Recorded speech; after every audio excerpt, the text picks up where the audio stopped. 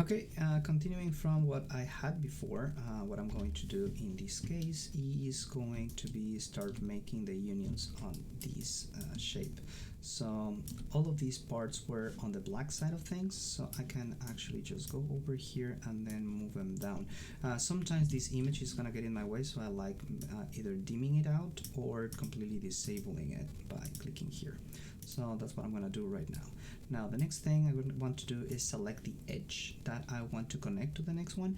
And one thing that I forgot to mention is when you select the shape, notice all of the history that this object generated. That's something I don't want to have in me right now. So before I continue, I'm just gonna say Alt Shift and D in order to get rid of that history transformation. And this is also a great point to do a file incremental save. Remember that it's really simple to just do the Control Alt and S. That is going to create a new file. So over here I'm gonna go to my edge and I'm gonna select that edge. Do you see how that edge is connected to this one? It is because it's the same edge. In some cases, if you cannot find a common union like this, that means this edge is connected to something like over here. And that is not something that I want to connect right now. So at this point, I'm just going to be connecting the edges that are right next to each other. The easiest way to do that is going to my UV toolkit, and then on the cut and sew, I just need to say stitch together. So most of the time, this is just going to work perfectly fine. Let me select another edge. So for instance, this one, probably I want to work with this one here, so to try to keep these centered. One thing that I can do is select by shell. If I select this whole thing and then put it here on the top, and I select this edge, if I just say saw, that is going to make that union, but as you can see, it deformed the shape. See, let me try to make this a little bit more noticeable. I'm going to rotate this a little bit, and then I'm going to select this edge, and then I'm just going to say saw. The issue with that is that it's going to deform both of them in that way. But if I say stitch together, it's going to try to do its best to just add that cut. In here, I can select this one and just say stitch together, but I cannot do that on the very last one here, because if I say, hey, stitch this part together, notice that what's gonna happen is that it's just gonna go loop the whole thing around, and that's something that you wanna try to avoid. So also on the other hand, I want to try to keep this as center as possible, so I have two options. Either I have my seam on the back completely hidden, or I have my seam somewhere over here. Now what do I mean with seam? Usually you will have to have this cut, as I said, because if I try to connect these two, it is going to have a loop and it's not gonna look pretty well. It is going to do the thing that I'm trying to avoid. So a cut, like in the seam of pants, needs to be hidden in a place that your final user is not going to see as often. Now, in the case of a Pokeball, it's kind of hard because it's a sphere and you don't really know what is, if I throw it like this, in this way, right-handed, then I can hide the seam over here, but what happens if I am left-handed, I'm throwing it this way, in this direction. The seam is going to be pretty noticeable. So probably something in the back is fine. If you're going to be looking at the Pokeball from the front, then probably you don't want to have the seam in here, and there's not a natural seam that I can have for my Pokeball. Now, strictly speaking, a Pokeball is not going to have a really noticeable seam in here, especially because everything is going to be a single color line, and that is a good place to have my seam. So I'm gonna actually try to have it on the back because I don't want to have my player be able to notice. But again, if I click on stitch together, this is just going to go wrap all the way around, and it's gonna be really hard to work with. So the best thing that I can do is select this one. This is going to be my edge, and I want to do the opposite this time. I want to cut that. Do you see how it created that seam? Let me go back here and show you. It's going to be a little bit more noticeable now. Take the color here. See how it looks like. I'll select it and I'll make the cut. Then I'll deselect it and I have this thicker line. That means that I have a cut now.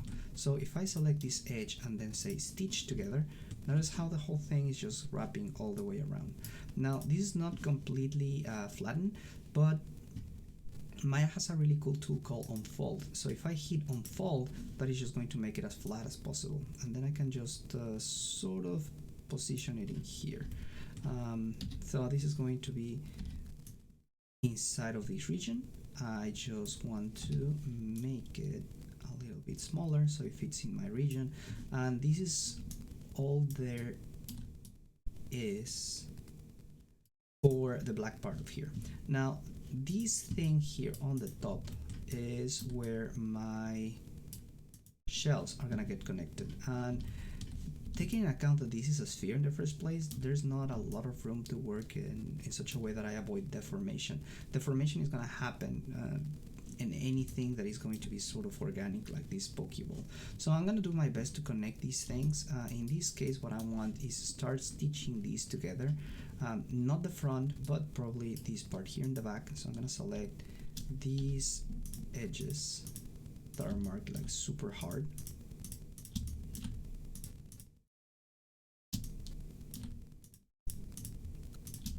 Connecting all of these seams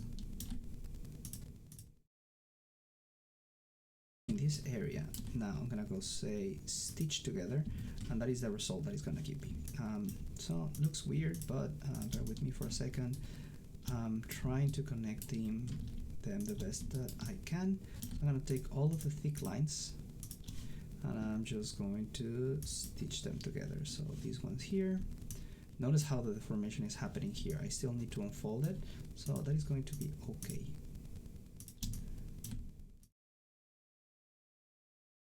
Finally U, and that is going to be stitched together as well.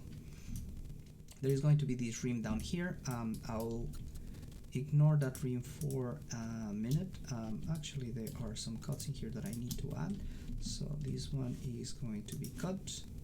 These ones are gonna get stitched. So all of these together. Don't worry about that deformation that happened there for now.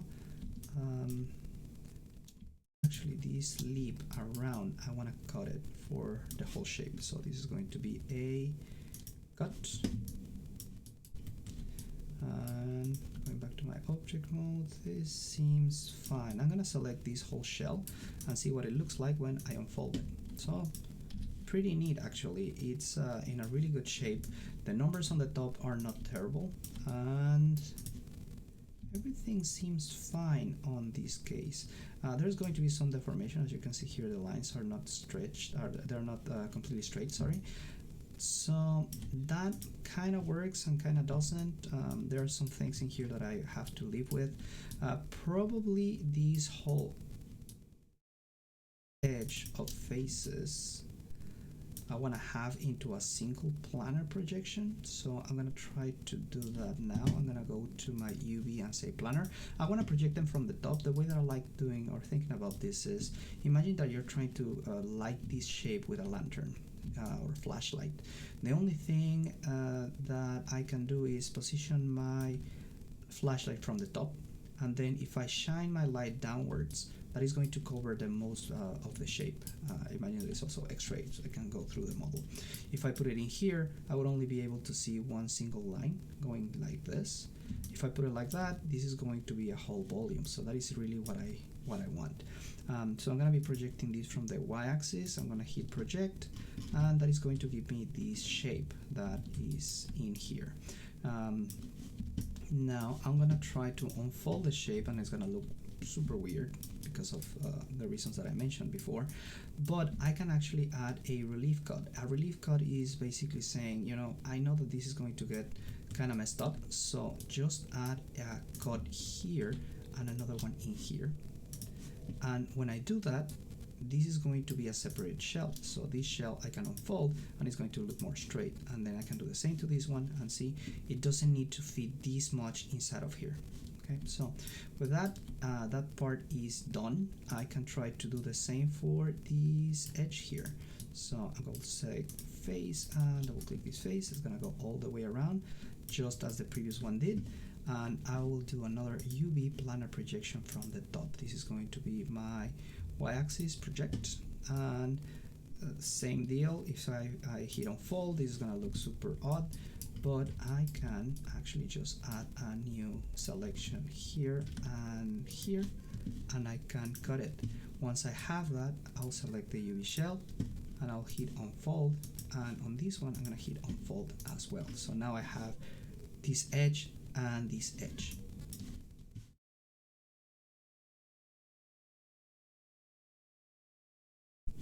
So now that I have this, what I will do is separate them. So I'm gonna take these shells. What I want to do is go down here to arrange and layout and hit layout. This is going to measure them and it's going to try to make them even. And what I mean with even is if you take a look at these numbers here, they're gonna match with the size and volume these numbers over here are going to have. So all of these are going to be like the red part of the Pokeball. All of these are going to be the black part, and I don't really want to redo the part down here. See the connections and everything. I'm all up for trying to avoid working as much as possible on stuff that I don't really need to. So what I'm going to do here is gonna cheat a little bit. I'm gonna show you in the next video how to actually replace the faces with the ones that I just created. So I'm gonna continue working on that on the next video.